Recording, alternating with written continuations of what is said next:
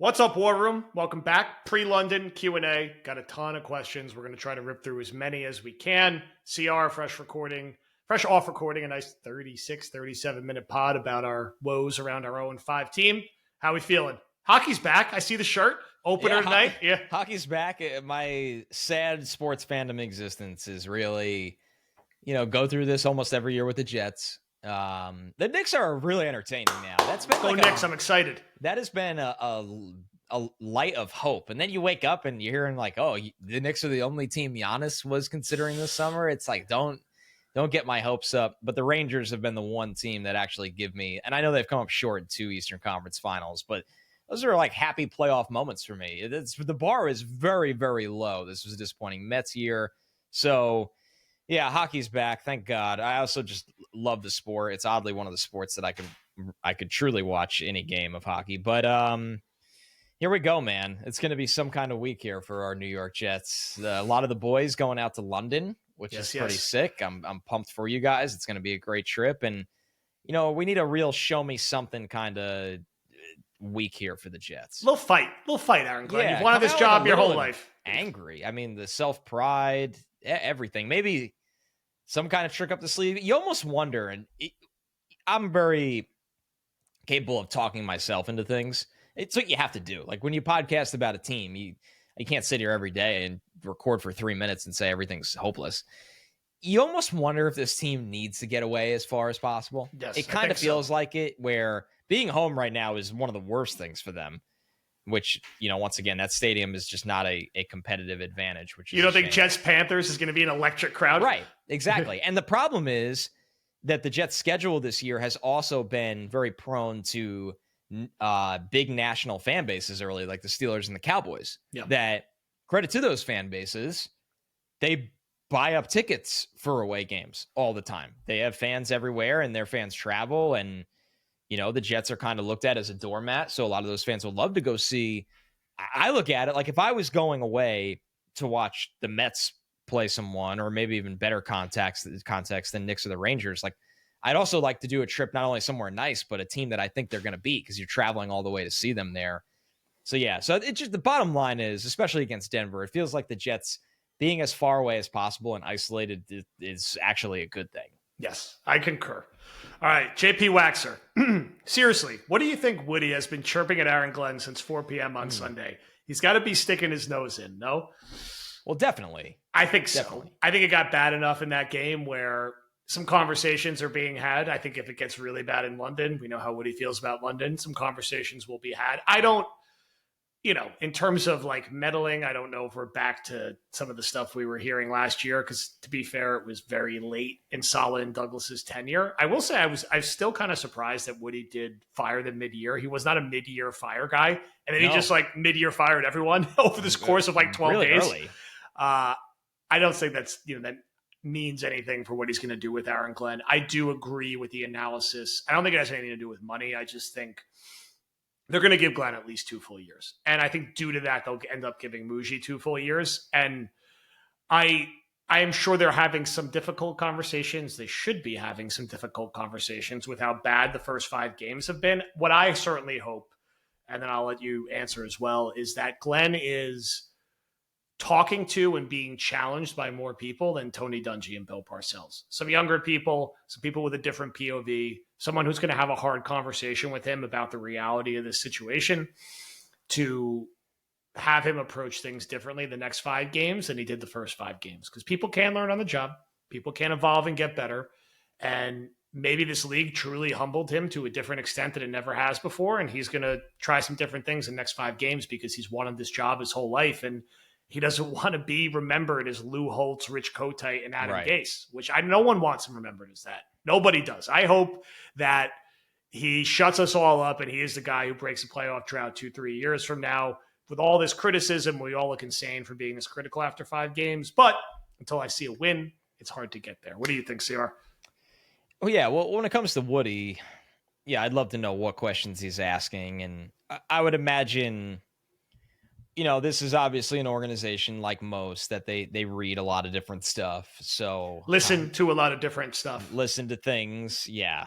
Would I be shocked if the question is asked, like, why do you keep playing Michael Clemens every week? And the answer is probably like, well, we're dealing with Jermaine Johnson being hurt and we have injuries. And, I think really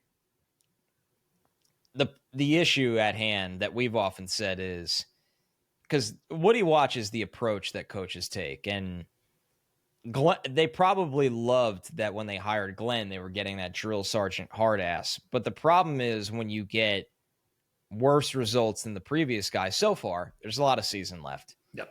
The team might be like, well, why are we getting yelled at or worked harder for more embarrassing results? And they to tune out that message. So that's something that like they'll be monitoring for sure, is how the message is received by the team, what the vibe of the team is around. The Jets are a weird organization though, because I don't really ever get the vibe that, Woody's the kind of guy that has player relationships or anything, because they don't have a franchise quarterback either, right? If they had a franchise quarterback, that's an area where an owner and a player can have a conversation. And Jets have a lot of weird leadership dynamics, honestly, that we don't have to get into today. But the problem is it's broken and flawed. I do think Glenn and Woody have a much stronger relationship than Saleh and Woody ever had, where they're definitely communicating week by week. Yeah. But like, what is Glenn going to say right now? I'm sure Glenn is mostly bringing up examples from Detroit, which, that's what a lot of guys typically do. They go back to different rebuilds. And it's a tough one to answer because, what can you really say right now? I do think the London games, though, matter. I've heard they matter a lot to Woody because of all his contacts and connections out there. And you got to realize those contacts and connections aren't locked into the Jets every week. So when the Jets come out there, that's their look at the Jets.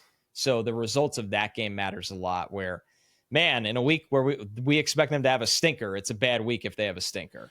Yes. All right. From Philip 007, where did this all go wrong? Was it not firing Rex and Idzik? Was it Anthony Barr saying no to the Jets and then pivoting to signing Mosley? Was it the Gase hire, the Saleh hire, failing Sam? Where did this losing really start? Better question. How do we get it to stop? And I get a quick answer in text. We always say the Badlands origin story is when they didn't fire Tannenbaum and Rex concurrently. And they started with the half measure that backed them into hiring Idzik and everything. That dragged out for a while. Everything kind of went downstream from that. Now, that's not an excuse to miss the playoffs for 15 years. Maybe it's an excuse to miss the playoffs for 5 years. But there's a couple landmarks along the way. That's one of them. And a lot of this goes back to our original docuseries. The process in the Gase hire ultimately is another thing to point to. There's a lot of Sam chatter. And what I'll say is that it's easy to remember that, or easy to forget, I think, that Sam got to go to school with O'Connell and Shanahan, and I think that did him wonders. And I don't think he was getting that education here. So certainly in hindsight, you would approach that situation differently, but it's one among many big mistakes. Another one that always sticks out to me, and obviously we know what ultimately happened in the end, so they should have taken a quarterback instead of a safety in the first round. Right. Watson and Mahomes were viable options. They thought Hackenberg and Petty were future options when they clearly weren't. How do you get it to stop? You draft a franchise quarterback, like Washington did, or like Houston did. Or you have multiple drafts at other positions and you find a way to acquire a veteran quarterback who has Rich Gannon, Vinny Testaverde, Baker Mayfield, now Sam Darnold type resurgence for a few years, like Goff has done for the Lions, right? The Jets are either going to get their quarterback one of two ways. We're going to spend so much time talking about this, and I'm sure it's something you're thinking about all the time. They're either going to draft the right quarterback next year, or depending on where they end up landing, they're going to go aggressively try to acquire a veteran. Who that veteran is, I can't tell you yet. Just promise me it won't be Kyler Murray. But that will come at some point.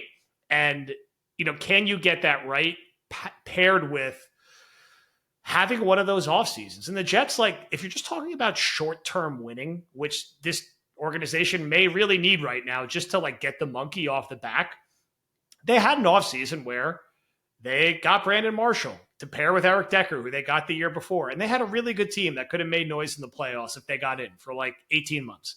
They've had drafts where they drafted DeBrickashaw Ferguson and Nick Mangold and Leon Washington and Brad Smith and Eric Smith. You need that kind of draft. And this is how the Lions got there. We were looking at this in our group chat. The Lions on day 3 drafted St. Brown to play receiver. That's why we say day 3 picks matter. You could draft St. Brown or you could draft Arian Smith and Tyler Barron. You want the Lions turnaround? Draft St. Brown. Draft Brian Branch. Barnes, too. Yeah, draft Brian Branch and Laporta in the second round, not just one good player. Nail all your first round picks and then find some other guys on day 3 and round it out and do player development.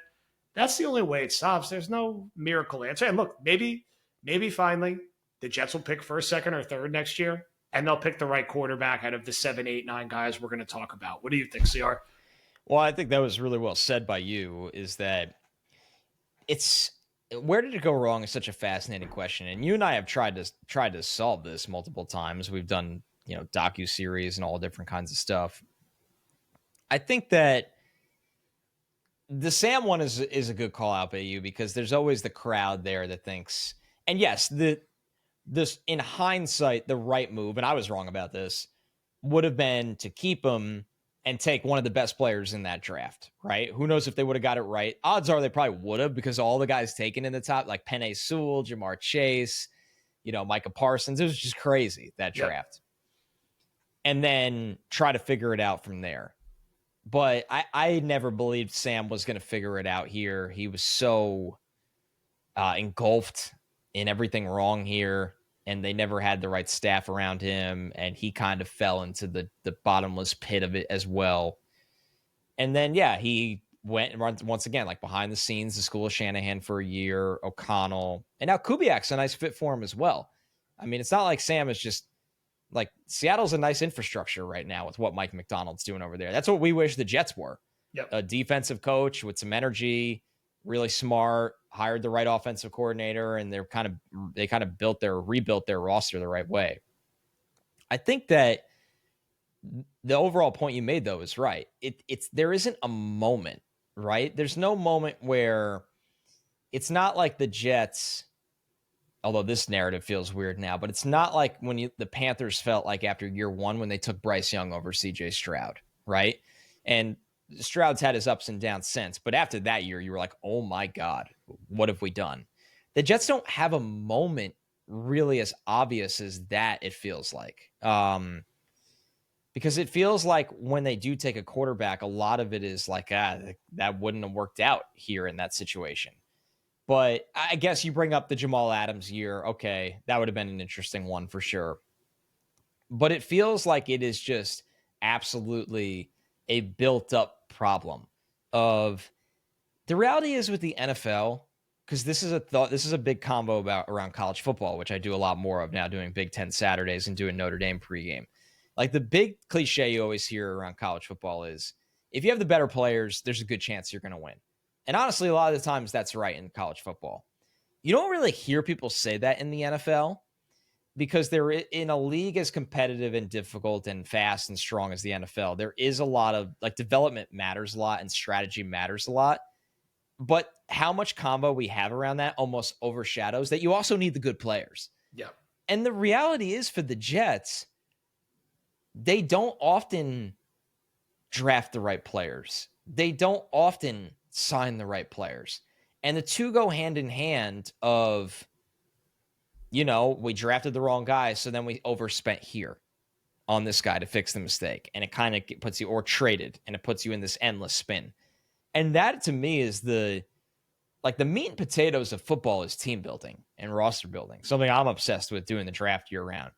And I just think the Jets have been so bad at it for so long. And the reason this is the easiest argument to make is, look at the last 2 great periods of the organization. The team that Bill Parcells built, and the team that Eric Mangini built for Rex. And Rex gets a lot of credit because he coached that team and did a lot of great things with those pieces. Yep. But Eric Mangini's drafts stand in a league of their own compared to the 15 plus years after that. So I think at the end of the day, when you have a talented, and I think the Jets, when they got Aaron Rodgers, got a little overrated in a couple areas. They had a good roster, But I think, and we fell victim to this. People were like, "Oh, Aaron Rodgers is here. Like the Jets are just going to run over everybody." They still had shortcomings in other areas, but Douglas drafted better than Maccagnan. There's no denying that. He just had the top-heavy drafts. He knew how to draft with the premium assets for the most part. It was after that was the problem. But yeah, that's it to me. Is just like they need somebody in that building that knows how to find players. Yep. And it has been a long time since they've had that guy. And honestly, that was the end of Rex. The end of Rex was that he didn't have somebody in the building that can find him players. And until the Jets have that guy, and here's a spoiler, I don't believe they have that guy right now. And I think people are not really happy with my tone lately at the GM. But I like, do you want me to lie? Until I see otherwise, and I hope he proves me wrong. I hope Muji drafts 4 All-Pros in the next draft, and I will tip my cap. I still don't think the Jets have that guy, because having that guy isn't just that guy logs on draft night and does other. It's the guy that can lead a room of people that have built up to that moment to scout around the country. Yep. And the Jets don't have that infrastructure, and they don't have the guy at the top of it either. It's not there. You need good players to win in the NFL. And like, it's hard enough as it is, man. Yeah. Until we get back in the business of drafting David Harris in the second round and drafting Darrelle Revis in the first round and finding players like Leon Washington and Brad Smith and Jericho Cotchery and Lavernius Coles on day 3, that's how you make the playoffs. Next one from Jay Mullins. If we were to move on from AG, which I don't agree with, who do we even get? I'm old enough to remember when the media was clamoring over guys like Zach Robinson and Slovic as potential head coaches, and they've fallen on their faces once they left McVay and Shanahan. Same with Mike McDaniel in Miami. The culture here is absolutely trash, and personally think completely new regimes may not solve anything and could just make it worse if you go one and done.